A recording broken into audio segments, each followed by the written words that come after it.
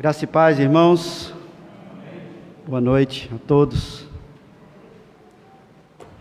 Vamos abrir as nossas Bíblias. Evangelho de João, capítulo 10.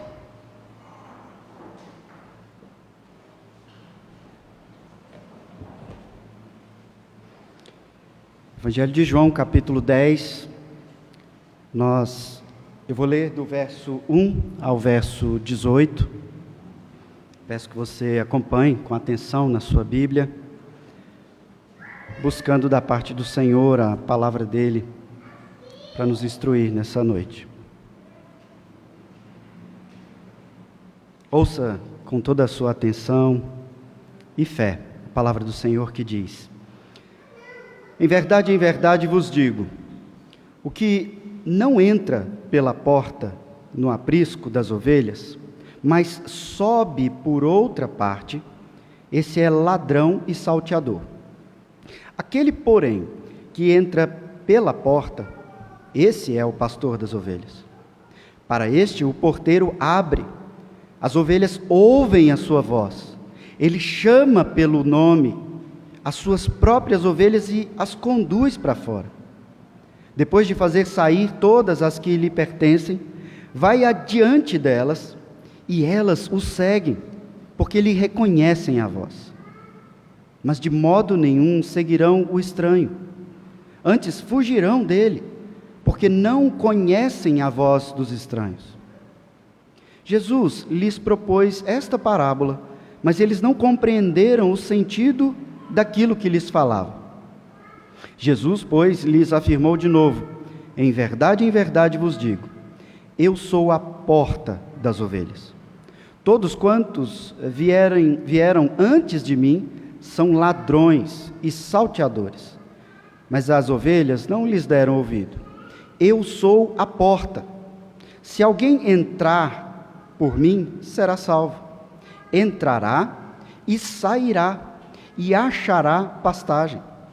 O ladrão vem somente para roubar, matar e destruir. Eu vim para que tenham vida e a tenham em abundância. Eu sou o bom pastor.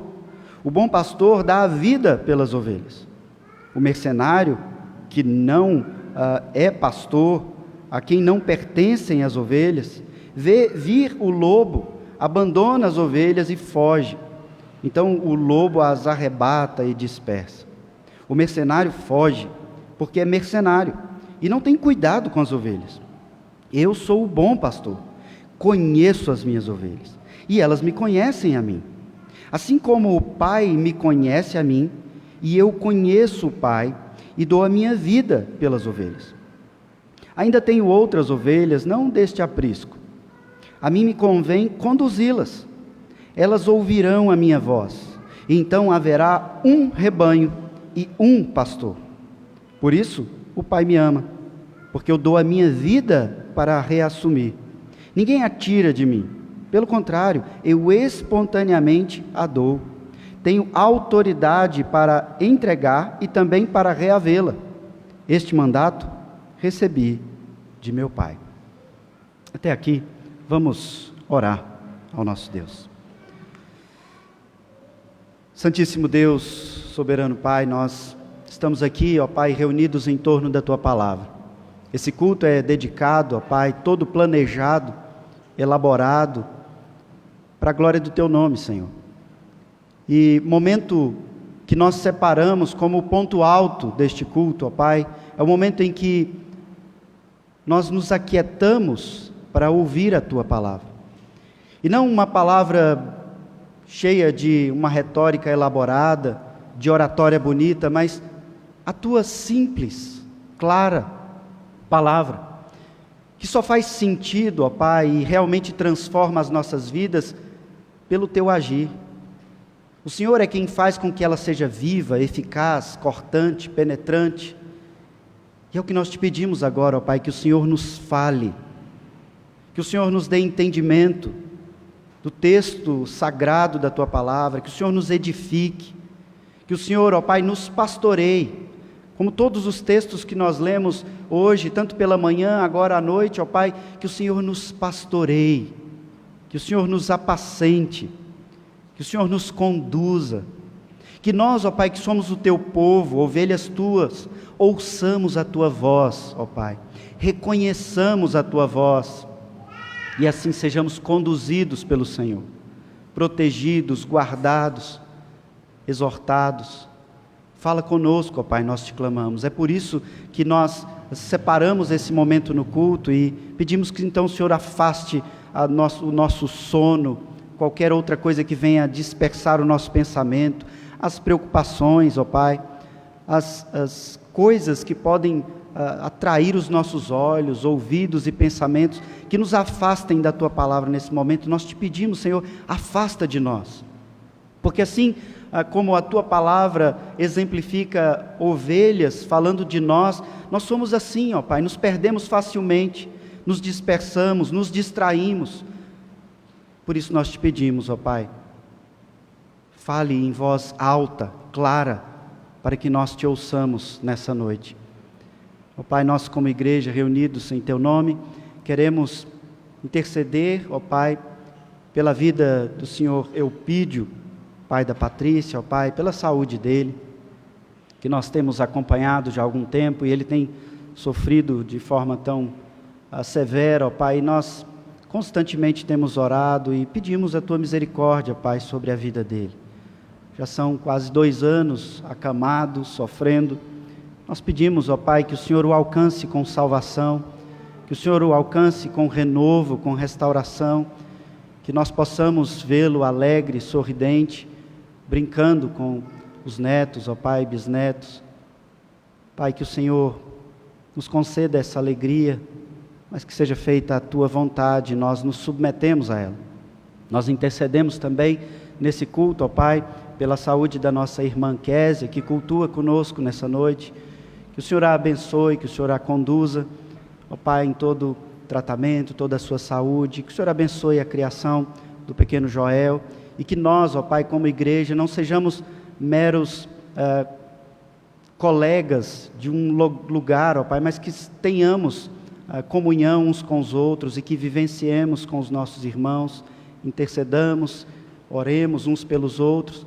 Assim, ó Pai, como nós aproveitamos esse momento para louvar e bendizer o Teu nome, agradecer por nossos irmãos que celebram mais um ano de vida, ó Pai, como já foi comemorado o aniversário do Salomão. Ó Pai, nós agradecemos pela vida dele, a dedicação.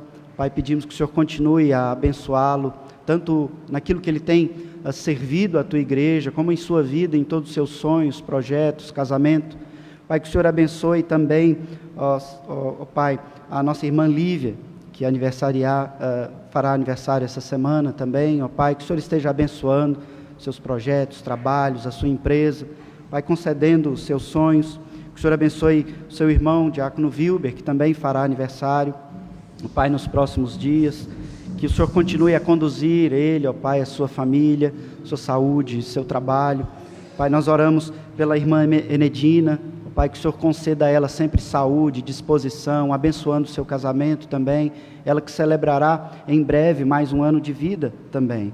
O reverendo Uzi, que comemorará em poucos dias 40 anos de casado, ó Pai, com a nossa irmã Leontina, abençoe-os, ó Pai, conduza-os, continua a preservá-los e a abençoá-los, assim como o nosso irmão Diácono Daniel. Ó Pai, são muitos os motivos também para que nós estejamos orando em agradecimento, e é isso que nós fazemos, ó Pai. Esses irmãos são preciosos neste corpo, nesta igreja. Nós agradecemos pela bênção da vida e pedimos que o Senhor continue a abençoá-los a todos com Tua graça, com disposição, saúde, ó Pai, e fé. Nós assim oramos por todos esses motivos, em nome de Jesus. Amém. Irmãos, nós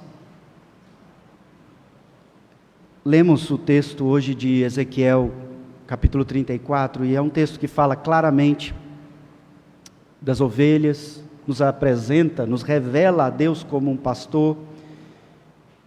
Outros textos da nossa liturgia, tanto do culto matutino como deste culto, nos mostram esse cuidado que o Senhor tem para com seu povo, chamando-os de ovelhas. E aqui no texto de João, nós vemos Jesus se apresentando em mais um eu sou, que nós temos visto em todo o Evangelho de João, dizendo: eu sou o pastor, eu sou a porta das ovelhas. E essa imagem, ela é bem comum em toda a Escritura, e ela é comum para nós ainda hoje. Nós aqui que tivemos alguma vivência com fazendas, com pasto, gado, mesmo que não seja com ovelhas propriamente dito, é sempre curioso observar essas imagens que o Senhor usa para se revelar a nós, revelar o seu cuidado para conosco. Veja, a imagem que nós temos no texto é uma imagem que é muito vívida para todos nós, a imagem daquele que cuida do rebanho, e ele que emite um som, que fala, e aqueles que são dele escutam, reconhecem. Aqueles que já tiveram uma vivência maior com o campo, com esses animais, sabem que os animais reconhecem a voz daqueles que o conduz. Eles ouvem e eles simplesmente começam a caminhar. Isso é algo ainda mais vívido quando se trata de ovelhas.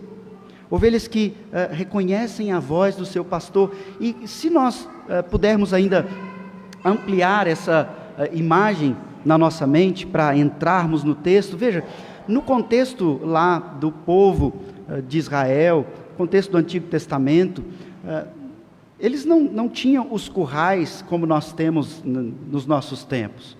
Eles tinham ali o aprisco, ou o curral, feitos com muros mesmo, com pedras. Às vezes eles usavam cavernas para que essas ovelhas ficassem bem guardadas no período da noite, para que os lobos não viessem e matassem essas ovelhas. E em muitas ocasiões, não todas, mas em muitas ocasiões, os pastores, então, mais de um pastor reunia 2, 3, 4 rebanhos num único aprisco, num local, como se fosse um curral alugado, ou num contexto de aprisco, de curral, que ficava junto com a casa. Eram muros, então a parte externa da casa era ali onde as ovelhas ficavam, bem próximos do dono. E o texto nos traz a imagem de um porteiro. Isso, no contexto do Antigo Testamento, é muito rico conhecermos, porque eles faziam então um grande muro com pedras, e só tinha uma porta para entrar e para sair. E à medida que a noite se aproxima, o pastor conduzia o seu rebanho com sua voz, e ali eles colocavam o rebanho, o outro, então fechavam tudo, e um homem era pago, era o porteiro, ele ficava ali vigiando a porta daquele curral. E logo quando tudo estava clareando, o dia amanhecendo, esse porteiro então abria a porta do curral. Boa noite.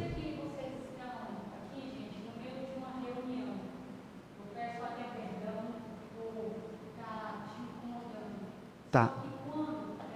Deixa eu te falar só uma coisinha, Mir. Deixa a gente continuar aqui falando e a gente te ouve, tá bom? Tá bom? Deixa a gente continuar aqui na pregação, que está todo mundo paradinho, só para esse momento. E aí a gente vai te ouvir e conversar para não interromper, tá? Pode falar.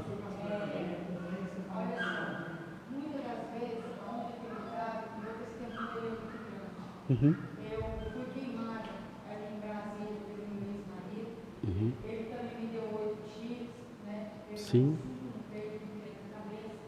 E logo depois ele veio e jogou em todo o meu corpo mais de 2 litros de gasolina. Então isso aqui também é um testemunho. Sim. Eu tive que tirar uma criança de 6 meses por esse lado aqui, ó, direito. E quando a pessoa fala uma coisa, ela tem que provar. Eu vou para ela dar muito. Eu vou estar saindo, né? Só que eu queria falar uma coisa. A minha criança, quando ela nasceu cesárea, desse lado aqui, hoje ela usa uma sonda. O livro que ela não para mim custa R$ 9. Eu vou estar passando, né? Quem puder me ajudar, que Deus abençoe. E quem não puder também, gente, vê pelo menos a reportagem, porque tem gente que pede que realmente não é porque ela fala mesmo. Tá bom. Mas eu peço que ele está incomodando, eu vou estar passando, né? Quem puder de vocês me ajudar, Tá bom.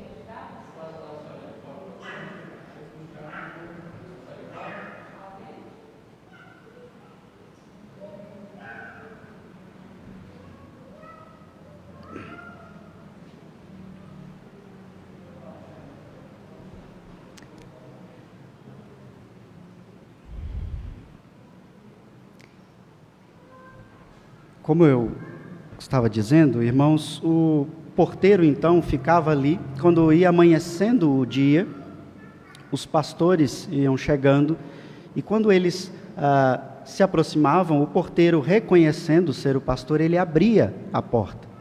E o pastor chamava as suas ovelhas.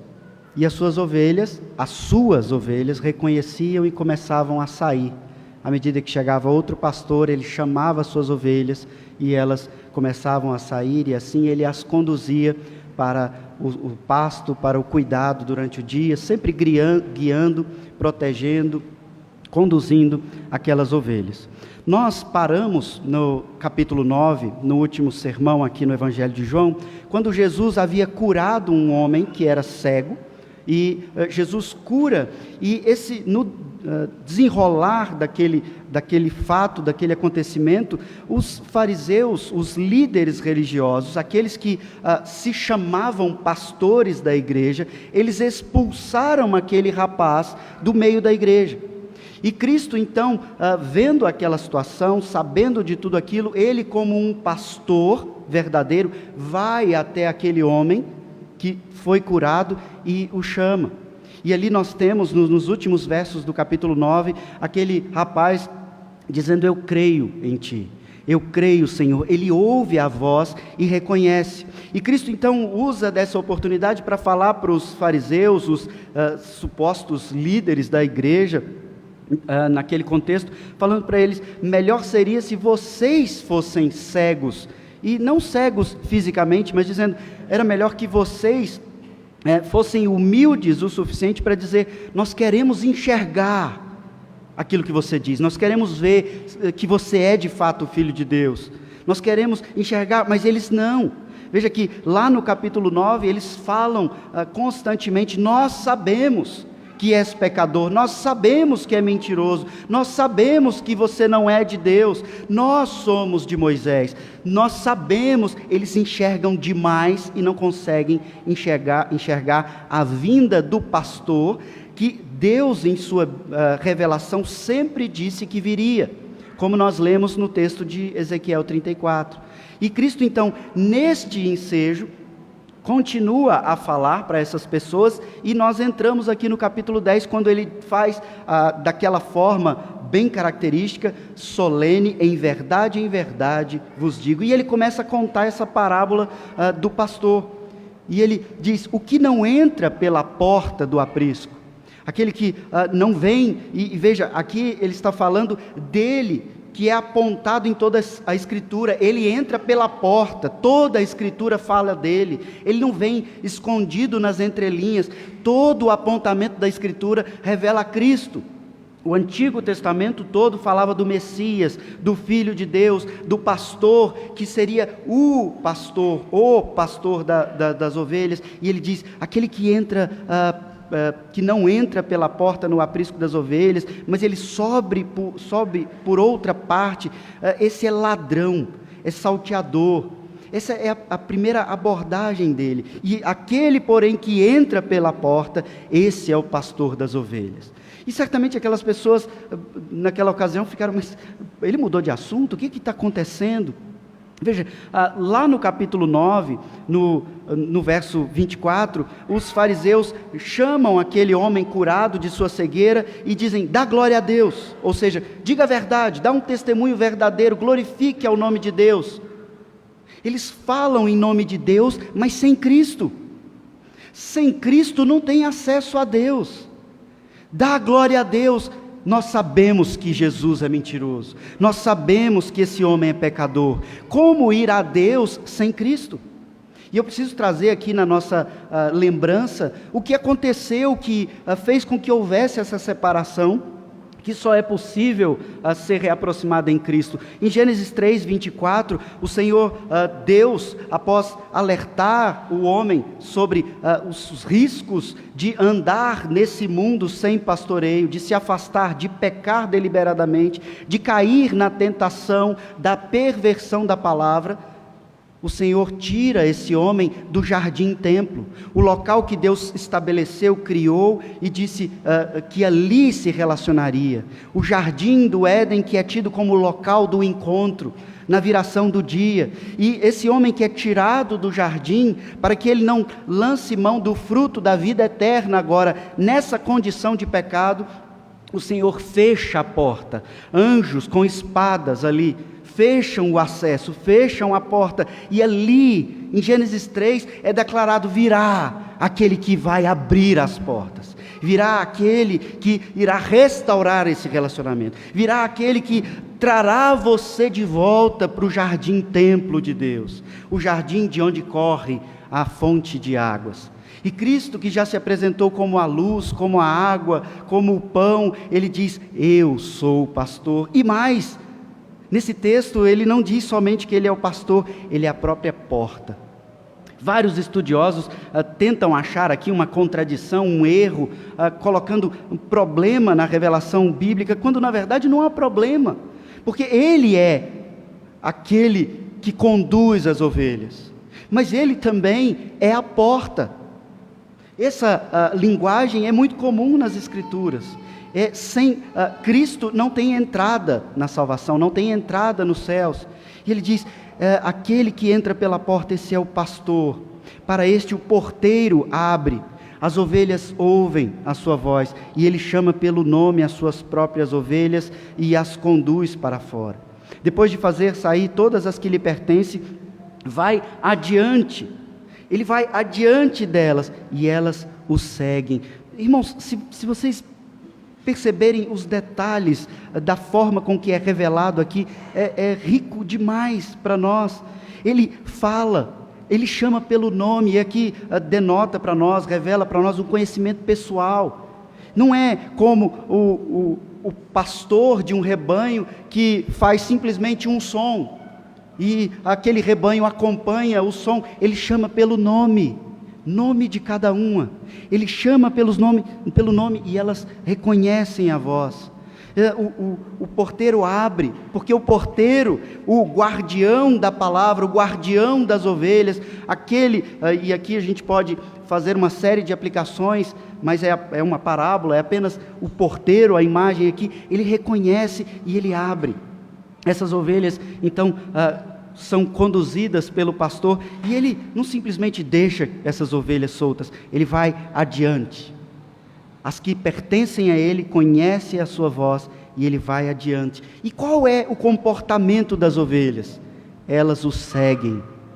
Jesus usa essa expressão de segui-lo em vários momentos nas Escrituras. Segue-me. Deixa eu enterrar meus parentes primeiro. Segue-me. Deixa eu resolver uma situação. Segue-me. E o que é seguir a Cristo, aplicando até esse momento para nós, irmãos? Está claramente para nós no capítulo 8, no verso 31. Disse, pois, Jesus aos judeus que haviam crido nele: se vós permanecerdes na minha palavra, sois verdadeiramente meus discípulos, e conhecereis a verdade, e a verdade vos libertará. Se vós permanecerdes na minha palavra, a palavra é o nosso guia, o nosso apontamento, a nossa condução, o nosso pastoreio. As ovelhas seguem, conhecem a voz, e conhecendo a verdade, conhecendo a voz, conhecendo o pastor, elas vivem em liberdade. O verso 5 nos traz um conforto. Você que tem absoluta certeza da sua fé, você que tem absoluta certeza da sua fé em Cristo, da sua salvação. O verso 5 diz que de modo nenhum as ovelhas seguirão o estranho, antes fugirão dele, porque não conhecem a voz dos estranhos. Esse verso 5 ele nos traz grande conforto. Você que tem plena convicção da sua salvação, de saber que você não vai seguir o estranho, você não vai seguir o falso profeta, você não vai por um outro caminho, por aquele que é salteador, ladrão e que entra por trás, tentando prejudicar, expor, maltratar, roubar as ovelhas. Mas isso não quer dizer que não cabe aqui um alerta grande para cada uma ovelha de Cristo. Porque a própria Escritura nos alerta que os falsos pastores, os falsos profetas estão por aí. E eles estão em meio ao rebanho, entrando pela porta de trás. E eles têm um interesse: destruir, matar, roubar. Cabe o alerta daquilo que Cristo disse no capítulo 8, no verso 31. Se permanecerdes na minha palavra. Nós não iremos na voz do enganador se nós tivermos afinidade com a voz do nosso pastor. Se não permanecemos na palavra do nosso pastor, com muita facilidade, nós seremos enganados. Ainda que o Senhor, em hipótese alguma, perca os seus, nós vamos sofrer, nós vamos cair, nós vamos ser enganados. É necessário que permaneçamos firmes na palavra, reconhecendo a voz do nosso pastor. Os fariseus, aqui do texto, eles se apresentam como pastores do rebanho. Eles que estão cuidando tão bem do aprisco, que expulsam o grande pastor, o supremo pastor. Eles se colocam acima do pastor. Irmãos, quão atual é isso para nós hoje? Quantos falsos pastores se colocam acima da palavra? Quantas instituições se colocam acima da palavra? Os fariseus expulsam a ovelha e não permitem, não reconhecem, não escutam o grande pastor. É necessário que nós estejamos dia a dia mais alertas. Nós vimos hoje, temos visto nos estudos de quinta-feira, o quão grave é a situação. Trevas, luz, o cuidado que nós precisamos ter, os tempos que nós estamos enfrentando. É necessário que você tenha afinidade com a voz. O reverendo Simonton, conversando comigo certo dia, e ele disse isso mais de uma vez, ele disse: veja, eu não preciso ser um grande doutor, ter vários títulos, para ficar por aí discutindo teologia. Basta que nós tenhamos sim dedicação, estudo e conhecimento da palavra, porque quando você escuta algo que é estranho à palavra, você se alerta e você diz: opa, tem alguma coisa errada. Eu não sei definir teologicamente qual é o erro ainda, mas tem alguma coisa estranha nessa fala. E a forma com que ele falou me marcou, porque é exatamente isso que é extremamente importante para cada um de nós. Eu preciso me dedicar ao estudo, à exegese, para trazer aqui o significado e expor para vocês, mas é importante que vocês entendam a responsabilidade de vocês. Vocês precisam ter tanta afinidade com a voz do Supremo Pastor, porque quando você escuta, aí nessas pregações da TV, em outros lugares, e coaches, e pessoas, e filósofos, quando você vê algo que está contrário à palavra, aquilo te chama a atenção, e você fala: opa, peraí, tem alguma coisa errada aqui. Eu não sei definir isso teologicamente, mas eu sei que alguma coisa está errado aqui, tem alguma coisa estranha aqui. E hoje, irmãos, isso é muito importante para nós, porque no mundo de tantas verdades, de tanto conhecimento, grandes estratégias têm sido elaboradas para nos enganar. Sim, há um propósito antiguíssimo de fazer com que o povo de Deus se perca. Esse projeto, essa trama, ela está em toda a Escritura e na vida, na história da humanidade.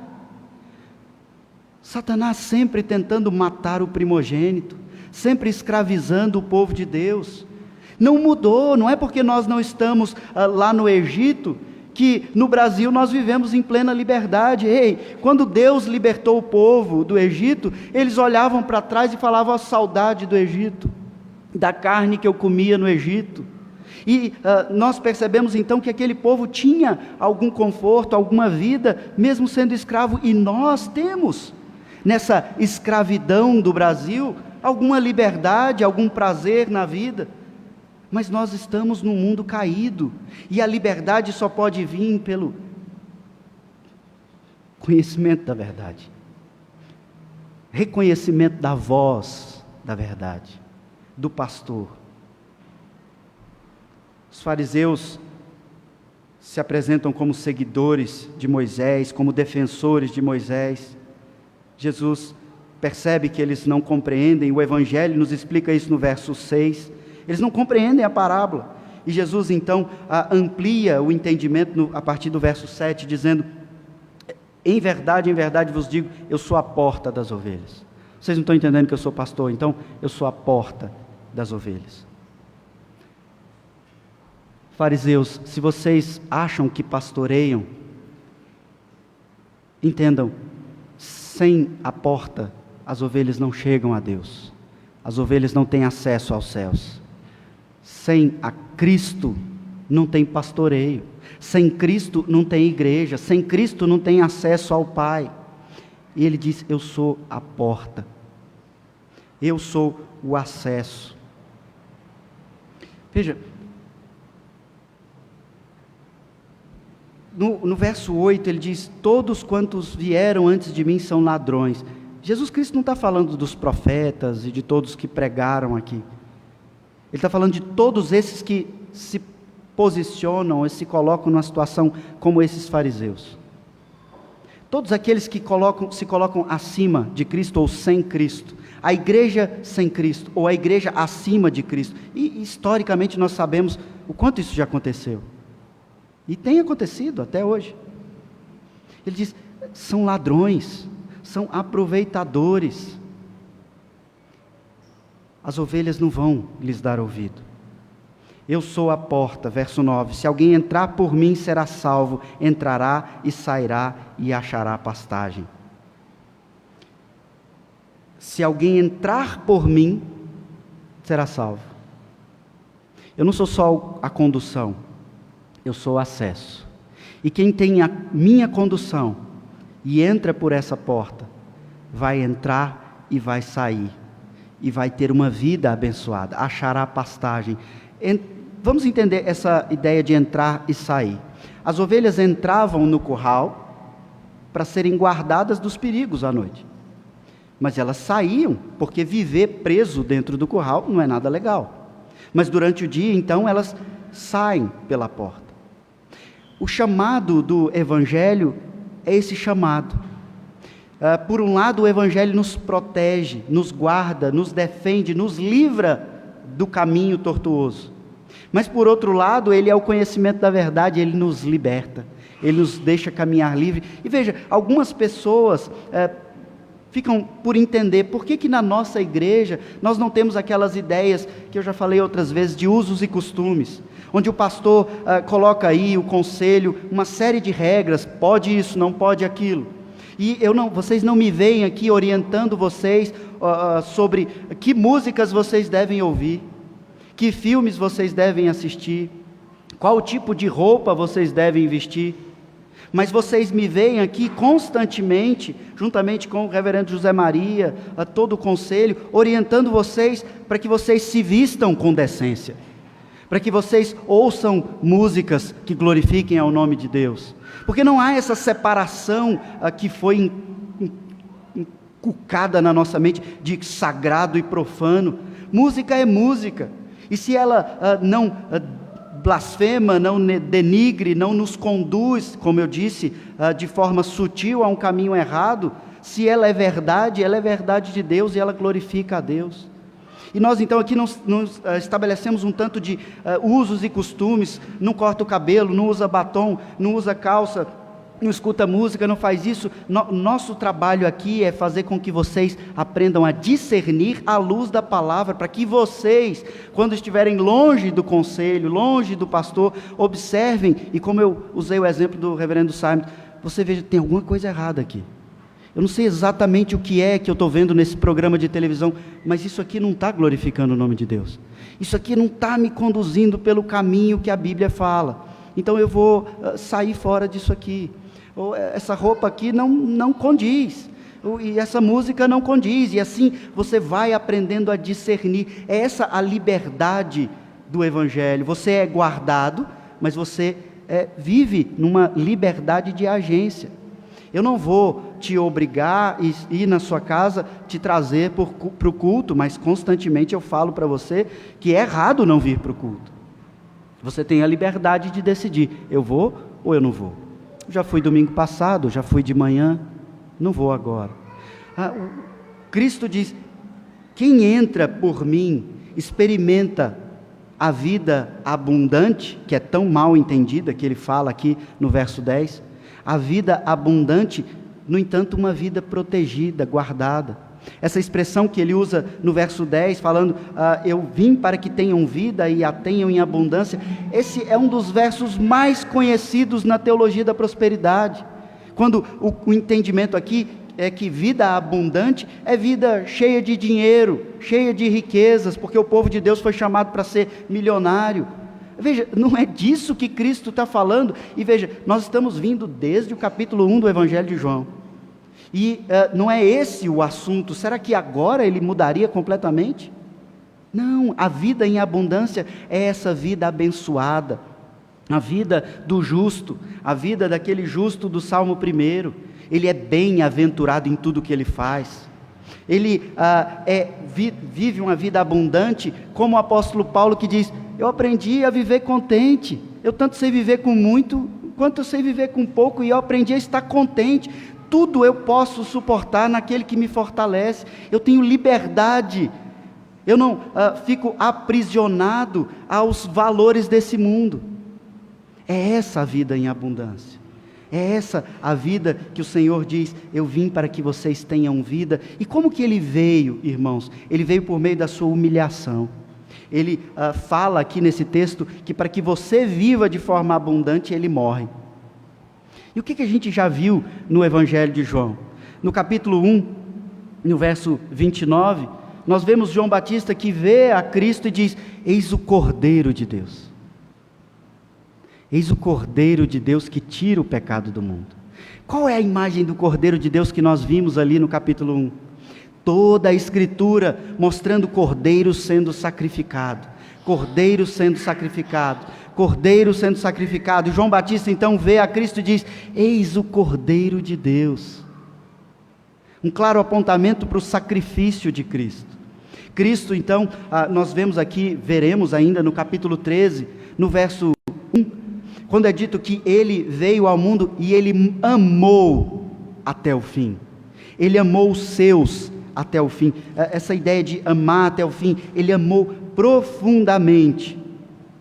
É dito lá no capítulo 13, verso 1, ora, antes da festa da Páscoa, sabendo Jesus que era chegada a sua hora de passar deste mundo para o Pai, tendo amado os seus que estavam no mundo, amou-os até o fim, amou-os em toda a extensão, em toda a profundidade, em toda a finalidade de amor. E então a gente caminha mais um pouquinho, tudo dentro do Evangelho de João, no capítulo 19, verso 30, então ele na cruz diz, está consumado. Eis o Cordeiro de Deus que os ama até o fim e diz, está pago. Vocês estão salvos. A voz do está consumado é a voz que te chama para o Evangelho, te chama para a salvação e te conduz nessa vida, para que você então não caia nas tantas músicas ruins, nos tantos filmes ruins, literaturas ruins, igrejas completamente blasfemas, caminhos, relacionamentos, vivência. É a voz que diz, está consumado, você não é mais escravo do pecado, você agora é livre para viver a vida bem-aventurada, a vida que recebe a unção, o óleo da barba de Arão, do pastoreio, do sacerdócio, da condução. O ladrão, nesse verso 10, ele diz: o ladrão vem somente para roubar, matar, destruir. Veja, ele faz um contraste aqui. Ele dá a vida pelas ovelhas. O falso pastor, o ladrão, ele vem para matar, roubar e destruir. É um contraste gritante. O ladrão tira a vida. O pastor, o sumo pastor, dá a vida. Ele dá a sua vida para que você seja salvo, e então, sendo salvo, você passou pela porta, então agora Ele te conduz à vida abundante. Ele te dá vida abundante. Ele te conduz numa vida bem-aventurada. Irmãos, essa ideia da vida bem-aventurada é o que muitos de nós aqui já temos experimentado na vida. Alguns mais, outros menos, outros já têm larga experiência. É você passar por situações nessa vida que as pessoas que não têm essa vivência olham para você e falam assim: e você não se desesperou? Isso é trágico. E você diz: é trágico, mas o Senhor tem me dado graça. É essa a vida abundante. É essa a vida de quem é pastoreado, é conduzido e diz: o Senhor é meu pastor. Ainda que eu não tenha nada do que eu gostaria dessas coisas materiais, Ele não tem me deixado faltar nada. Ele é o meu pastor. Essa é a vida abundante. E é isso que Cristo nos chama a viver. Eu dou a vida para que vocês vivam em mim, por mim, na minha condução. E essa vida de libertação do pecado é uma vida abundante. Eu sou o bom pastor. Ele volta à imagem do pastor no verso 11. O bom pastor dá a vida pelas ovelhas. O mercenário que não é pastor, a quem não pertence as ovelhas, vê vir o lobo, abandona as ovelhas e foge. Então o lobo as arrebata e dispersa. Quanto a gente tem visto isso? Líderes religiosos, quando vem a ameaça, quando vem o seu império financeiro ameaçado, ou qualquer outro aspecto ameaçado, quando vê até mesmo os sinais do fim dos tempos, eles negam a Cristo, eles viram as costas para as ovelhas, e então o lobo as dispersa, as arrebata, o povo sai ferido das igrejas, o povo sai disperso. E hoje nós temos, há mais de 10 anos, isso é um fenômeno gigantesco, nós temos os desigrejados. É gente que se machucou e que não quer mais igreja. Como a gente tem visto prejuízo. O mercenário foge e Cristo diz de forma muito límpida, porque é mercenário. Ele só pensa nele, ele não dá a vida pelas ovelhas. O interesse dele é ele mesmo. É isso que caracteriza um mercenário. Qualquer tipo de mercenário que seja, o mercenário ele vê e faz todas as coisas pensando no seu benefício. Cristo então dá a vida pelo benefício das suas ovelhas.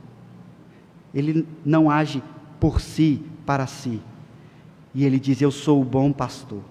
Conheço as minhas ovelhas e elas me conhecem. E aqui ele começa a trazer claramente essa ideia do conhecimento. E ele traz a imagem de que, assim como ele conhece o Pai, no verso 15, e o Pai o conhece, as ovelhas dele reconhecem a sua voz e o conhecem. O que Cristo está fazendo aqui, irmãos, é mostrando qual é o objetivo do relacionamento dele conosco, trazendo para nós a imagem do relacionamento perfeito que ele tem com o Pai. E ele diz: assim como eu sou um com o Pai, vocês precisam ser um comigo. Assim como eu conheço o Pai.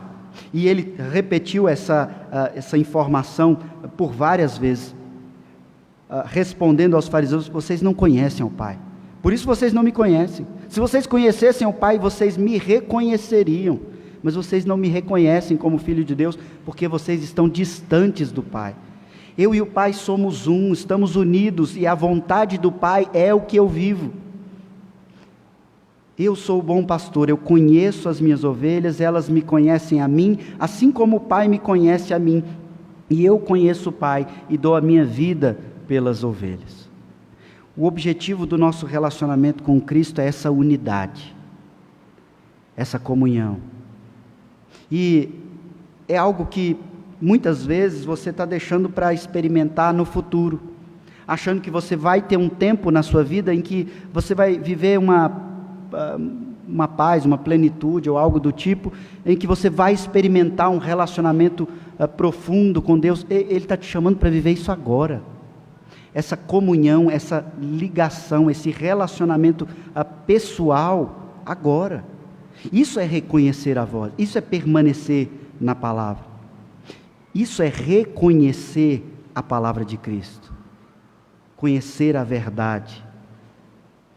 O relacionamento de Cristo com o Pai deve ser experimentado como um reflexo do nosso relacionamento com Cristo. Repito a mesma ideia, sem Cristo não tem relacionamento com o Pai. Então no verso 16 ele diz: eu ainda tenho outras ovelhas, não deste aprisco. A mim me convém conduzi-las, e elas ouvirão a minha voz. Então haverá um rebanho e um pastor.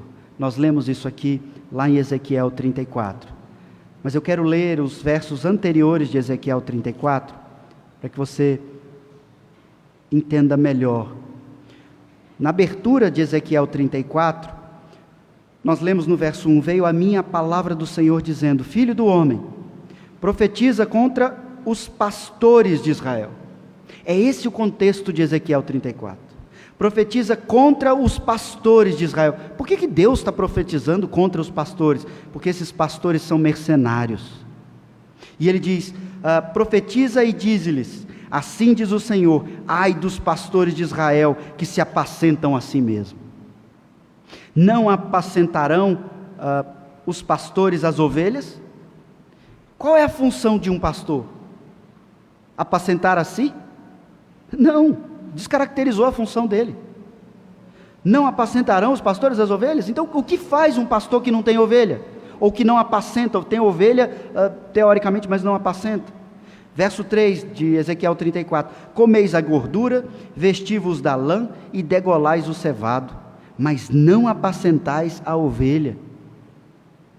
A fraca não fortaleceste, a doente não curaste, a quebrada não ligaste, a desgarrada não tornastes a trazer, a perdida não buscastes, mas dominais sobre elas com rigor e dureza. Assim se espalharam por não haver pastor e se tornaram pasto para todas as feras do campo. Deus aqui, irmãos, está falando contra os falsos pastores. Vou repetir aquela ideia que eu falei para vocês em outro sermão do reverendo Adriano Caires, perguntando para mim, será que esses pastores que são tão corruptos, será que eles são mal intencionados, ou será que eles são simplesmente enganados também?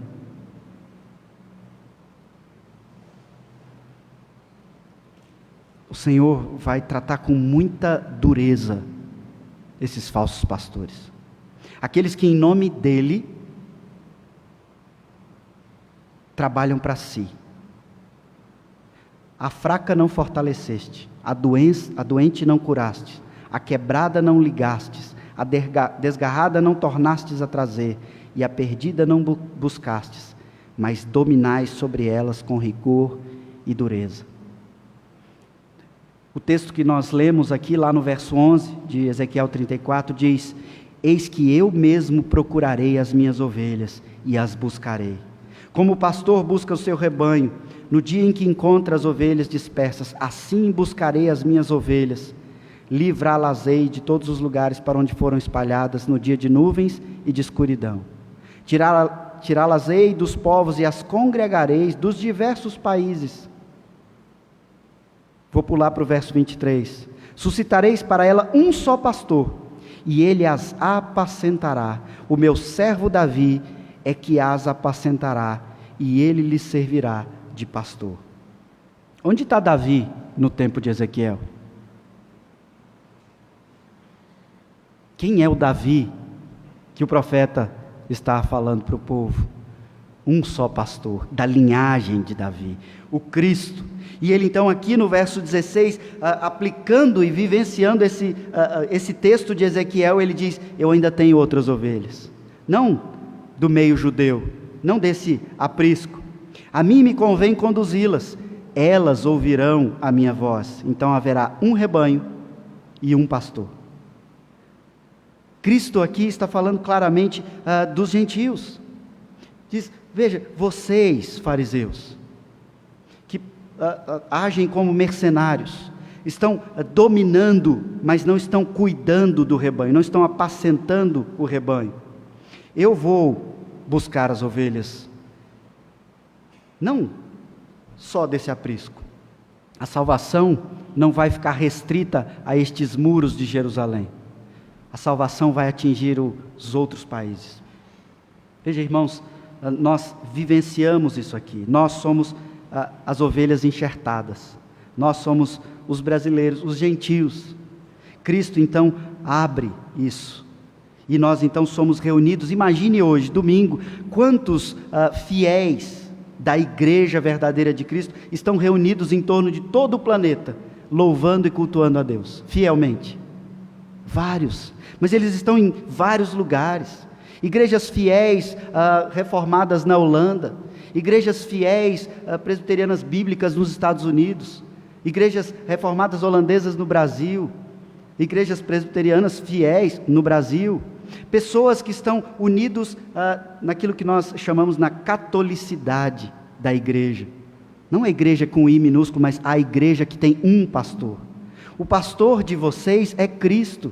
Eu sou aquilo que a Escritura chama de amigo do noivo, ou pastores auxiliares, e essa ideia, ela é constantemente explicada nas Escrituras. Quando, aqui no Evangelho de João, no capítulo 21, quando Cristo reencontra com Pedro, após tê-lo negado, e ele faz a pergunta a Pedro 3 vezes: você me ama? E Pedro diz: amo. Sim, Senhor, o Senhor sabe de todas as coisas, o Senhor sabe que eu te amo. Do meu jeito falho, de Pedro, mas eu te amo. E ele então repete por 3 vezes: pastoreia o meu rebanho. E usa a palavra pastoreia ou apacenta as minhas ovelhas. Cristo ali está estabelecendo esse cuidado. Ele é o sumo pastor, mas é necessário que haja a condução do rebanho por Ele mesmo, pela instrumentalidade do pastor auxiliar, que sou eu. Mas a condução é dele, é da palavra dele, é da permanência da palavra dele. Então ele diz: eles ouvirão a minha voz. É isso que nós estamos fazendo. E você às vezes pensa: pastor, a gente não vai fazer um culto evangelístico? Esse culto é evangelístico, porque esse culto está anunciando o Evangelho de Cristo, a voz de Cristo, e quem entrar por essas portas e for de Cristo, vai reconhecer a voz de Cristo, e vai se ajuntar, ainda que não seja nessa igreja local, mas vai se ajuntar ao rebanho de Cristo espalhado por toda a terra, onde só tem um pastor. Não é a igreja local que salva, mas a igreja local é o instrumento que Cristo usa para o anúncio do Evangelho, na reunião dos santos, para que se escute a voz do pastor, e as ovelhas então sejam libertas da escravidão do pecado e sejam conduzidas nos pastos verdejantes. Por isso o Pai me ama, ele diz no verso 17, porque eu dou a minha vida para reassumir. Ninguém a tira de mim, pelo contrário, eu espontaneamente a dou.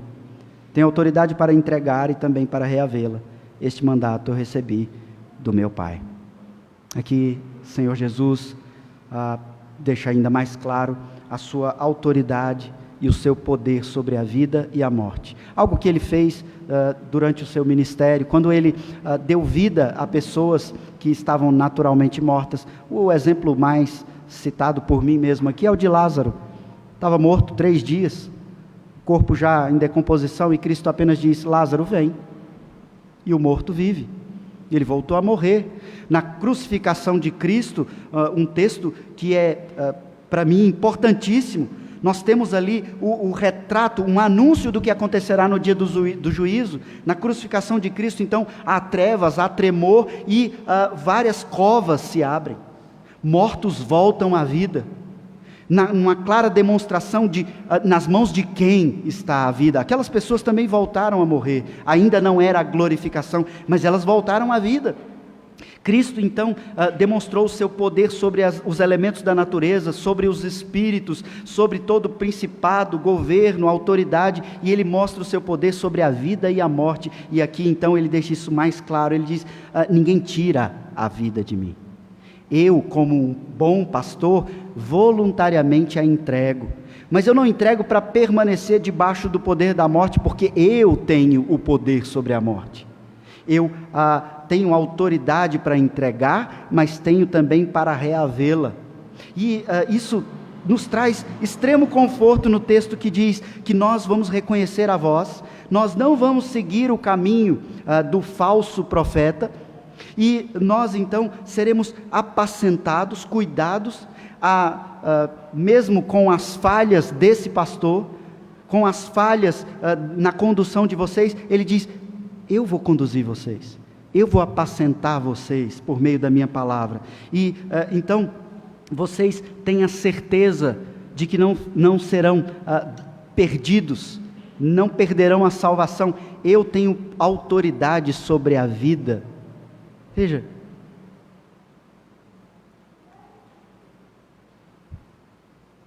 o que é mais importante do que saber que o Supremo Pastor tem controle da sua vida? Doenças, situações das mais diversas, ele tem controle sobre a sua vida, e ele conduz a sua vida. E você diz, mas então por que eu tenho sofrido tanto? Qual tem sido a sua caminhada como ovelha?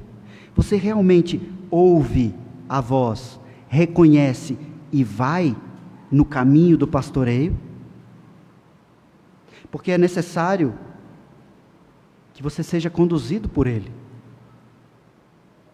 e que você então reconheça a voz dEle, e então Ele cuida em todos os aspectos da sua vida, te leva para pastos verdejantes, e ainda que você ande pelo vale da sombra da morte, Ele diz, não diz que você não vai atravessar vales, ainda que você ande pelo vale da sombra da morte, Ele estará contigo.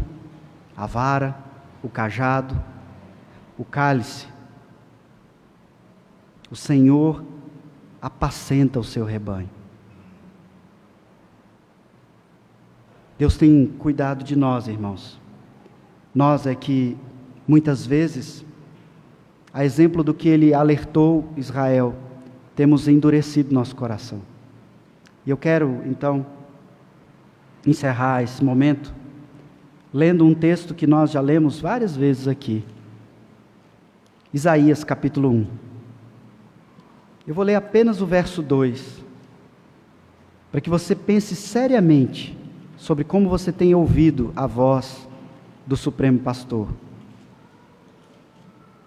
que usa a instrumentalidade da igreja, do seu pastor local, que sou eu, o conselho, que pastoreia você também. Deus usa a instrumentalidade desses meios para te conduzir. Como você tem ouvido a voz do seu pastor? Isaías capítulo 1, verso 2 diz assim: ouvi, ó céus, e dá ouvidos, ó terra, porque o Senhor é quem fala. Criei filhos e os engrandeci, mas eles estão revoltados contra mim. Eu vou ler também o 3. O boi reconhece o seu possuidor, o jumento o dono da sua manjedoura, mas Israel não tem conhecimento, o meu povo não entende. Você tem reconhecido a voz do seu pastor?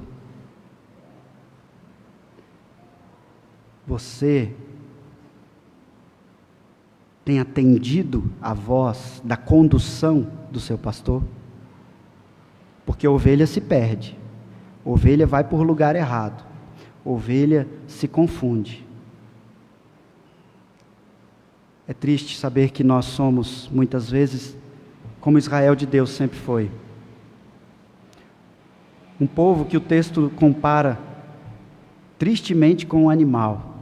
O boi reconhece o seu dono, os animais reconhecem, e o meu povo feito à minha imagem e semelhança, fecha os olhos para mim, fecha os ouvidos para a minha palavra.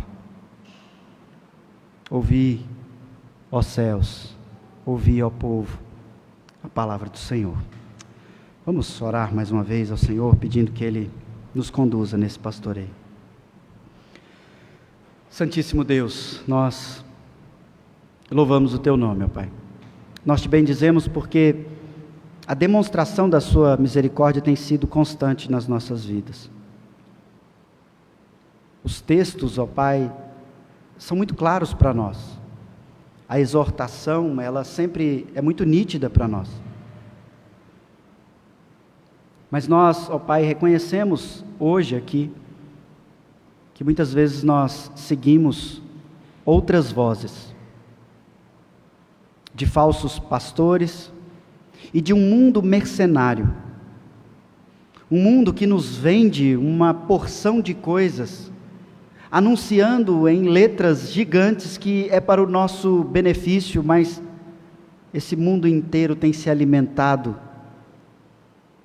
das pessoas, do seu trabalho, da sua saúde, enganando e dando às pessoas prazeres momentâneos. E o Senhor tem nos chamado ao conhecimento da verdade que liberta. Perdoa-nos, ó Pai, quantas vezes nós preferimos ouvir outras vozes.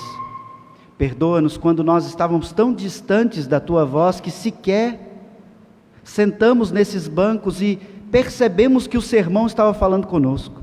Percebemos que a palavra estava falando conosco. Nós estávamos pensando em outras coisas, Senhor. Perdoa-nos, ó Pai, porque nós estamos negligenciando o momento ímpar que o Senhor ordenou, criou, separou para que nós Te ouvíssemos, e nós ficamos pensando em outras coisas. Muitas vezes preocupados com a nossa vida mesmo, achando que como ovelhas nós vamos conquistar o mundo. Perdoa-nos, Senhor, porque nós simplesmente negligenciamos o Teu pastoreio, não ouvimos a Tua voz, porque estamos o tempo todo com o pensamento acelerado, tentando resolver os problemas em que nós nos metemos. E o Senhor tem falado em voz audível, na exposição da Tua palavra, nos elementos do culto, na comunhão do Teu povo, e mesmo assim nós não Te ouvimos. Perdoa-nos, Senhor. Mas nós queremos não somente pedir perdão, ó Pai, quando nós não reconhecemos a Tua voz, mas queremos pedir, ó Pai, a Tua misericórdia e condução, para que o Senhor derrame da Tua graça e nos chame, ó Pai, de uma forma que nós ouçamos claramente a Tua vontade, ouçamos a Tua voz e sejamos conduzidos por Ti, Senhor. É o que nós Te pedimos nessa noite, em nome de Jesus. Amém. Vamos cantar respondendo ao Senhor, e logo em seguida eu impetro a bênção.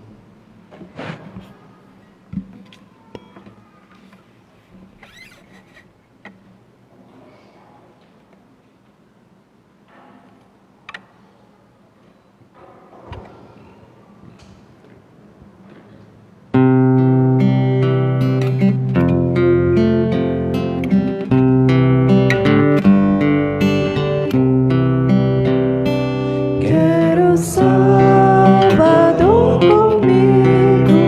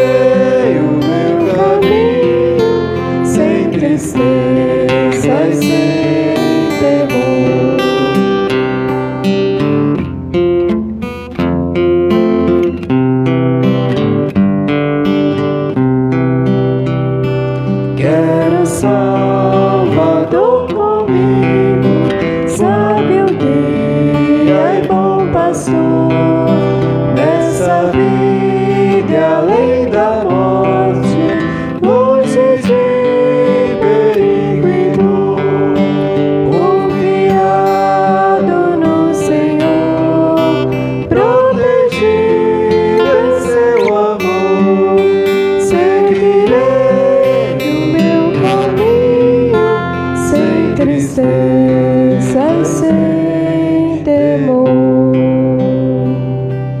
Recebei a bênção, irmãos. Que a graça do nosso Senhor e Salvador Jesus Cristo, que o amor de Deus, o nosso eterno, glorioso Pai, que as consolações do Santo Espírito de Deus repouse sobre vós, Igreja Presbiteriana Central, e sobre todo o povo de Deus espalhado por toda a terra, desde agora e para todo sempre. Amém.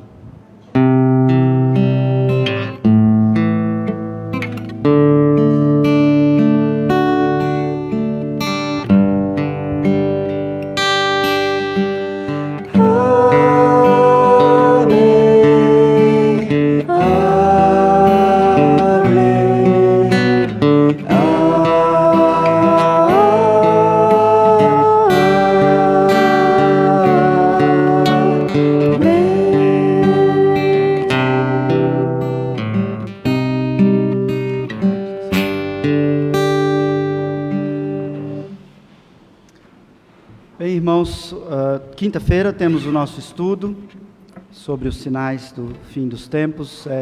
Tem sido uma bênção. Se você tiver oportunidade, tiver condições, venha. Tem sido muito bom esse nosso estudo. Eu percebo que hoje nós temos visitantes, são muito bem-vindos em nosso meio. Que Deus os abençoe, sintam-se acolhidos. É uma alegria sempre receber as pessoas aqui, tá bom? Nós vamos cumprimentar vocês logo aqui no final. Deus abençoe a todos, tenham todos uma ótima semana. Até mais.